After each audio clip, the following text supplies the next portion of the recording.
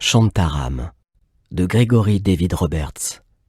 Traduit de l'anglais par Pierre Guglielmina. Lu par Damien Viteka. La première chose que j'ai remarquée à Bombay, le premier jour, était l'odeur d'un air différent. J'ai pu la sentir avant même de voir ou d'entendre quoi que ce soit de l'Inde, dès que j'ai parcouru le tunnel qui reliait l'avion à l'aéroport. J'étais excité et ravi par l'odeur de cette première minute à Bombay, évadé de ma prison et prenant un nouveau départ dans le vaste monde, mais je ne l'ai pas reconnu et j'en étais incapable. Je sais maintenant que c'est l'odeur douce et suintante de l'espoir, qui est le contraire de la haine, et c'est l'odeur aigre et confinée de la cupidité, qui est le contraire de l'amour. C'est l'odeur des dieux, des démons, des empires et des civilisations en pleine décomposition et résurrection. C'est l'odeur de chair bleue de la mer, où que vous soyez dans Island City. Et c'est l'odeur de sang et de métal des machines.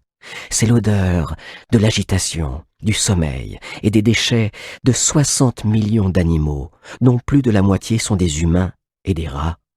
C'est l'odeur des chagrins, de la lutte pour la survie, des échecs et des amours qui font naître notre courage.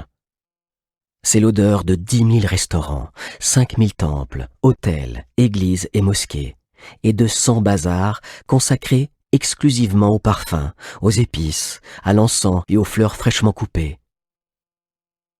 Carla a dit un jour que c'était la pire bonne odeur du monde. Et elle avait raison, bien sûr, avec cette façon bien à elle d'avoir raison pour tout. Mais lorsque je retourne à Bombay aujourd'hui, c'est ma première impression de la ville. Cette odeur, avant tout, qui m'accueille et m'annonce que je suis arrivé. La deuxième chose que j'ai remarquée, c'était la chaleur. Je faisais la queue dans l'aéroport moins de 5 minutes après être sorti de l'air climatisé de l'avion, et mes vêtements se sont collés à ma peau sous l'effet d'une sueur soudaine. Mon cœur tambourinait au rythme du nouveau climat. Chaque respiration était une petite victoire enragée. J'ai fini par savoir qu'elle ne cessait jamais, cette sueur de jungle, parce que la chaleur qui la provoque, jour et nuit, est humide. L'humidité étouffante fait de nous tous, à Bombay, des animaux amphibies, absorbant de l'eau avec l'air. Vous apprenez à vivre avec, vous apprenez à l'aimer, ou alors vous partez.